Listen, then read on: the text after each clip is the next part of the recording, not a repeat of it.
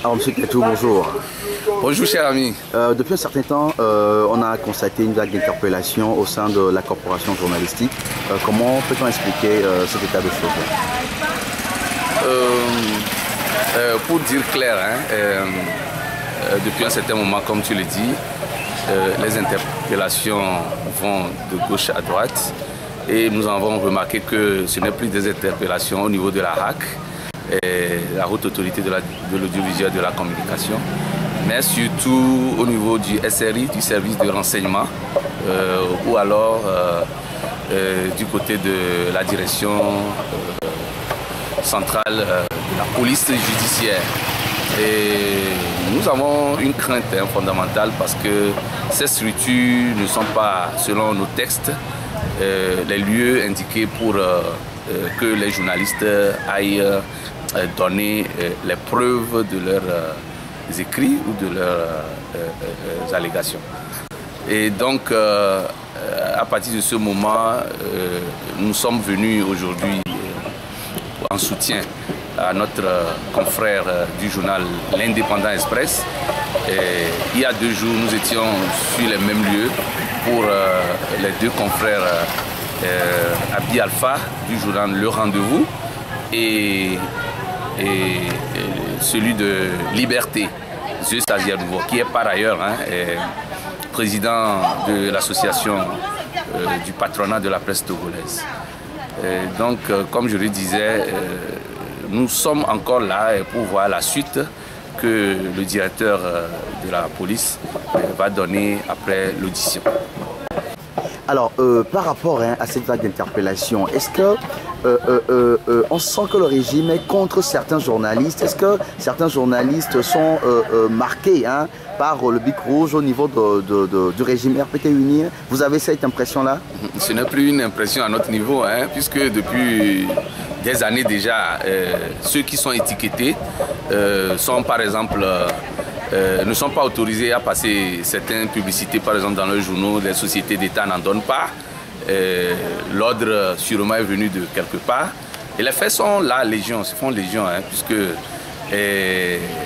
moi je me dis personnellement que, surtout pour le fait que le président de la République, qui aurait pu parler régulièrement en donnant les orientations de sa gouvernance, les ministres font du zèle, les directeurs de société, de l'administration font ce qui leur plaise. Mais comme le président de la République ne parle pas assez, lui-même il a reconnu, je crois que c'est pour cela que les zélés prennent la place et ils font ce qu'ils veulent. Aujourd'hui, ce qui se passe avec les confrères depuis quelques temps, nous avons peur que demain, ça soit nous-mêmes ou bien un autre confrère.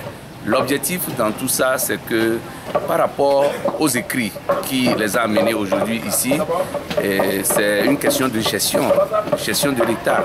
Une affaire de 26 milliards pour construire des routes où le ministre Ayassor, il est ministre des Finances, prend des pots de vin à hauteur de 5 milliards.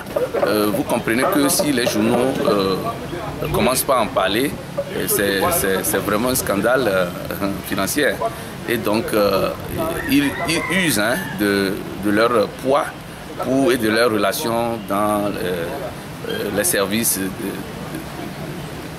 de la justice ou bien de la police pour nous intimider.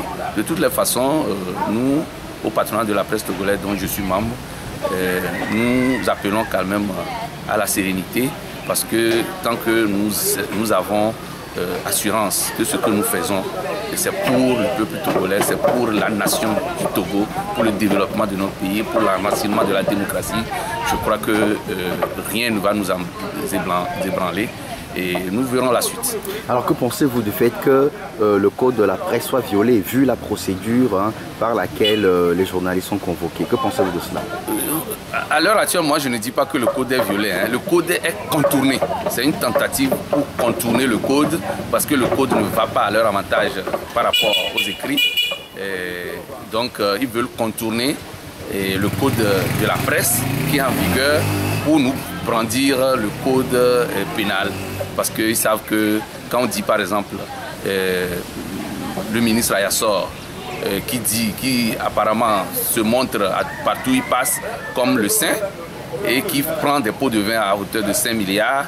Et le journaliste se permet de dire que de traiter le ministre d'hypocrite, et le ministre dit qu'on l'a insulté. Moi, je crois que simplement, ils veulent contourner le code pour nous brandir le code pénal pour pouvoir nous enfermer. Alors, est-ce que la presse togolaise n'a pas en quelque sorte l'épée de Damoclès sur elle? Oui, oui, dans tout pays qui n'est pas démocratique où la démocratie n'est pas enracinée, cette épée plane toujours. Et on en a vécu sous Eyadema et le père de l'actuel président Faure Gnassingbé, mais par sagesse peut-être son père a compris que ce système ne l'arrangeait pas plus et il a dépénalisé notre code de la presse. Donc maintenant aujourd'hui, si son fils croit qu'il a déjà fait 10 ans au pouvoir et qu'il s'est véritablement enraciné, il ligue d'autres journalistes contre d'autres, c'est ce qu'on vit aujourd'hui. Tant mieux, on verra la suite. De toutes les façons, nous gardons la sérénité.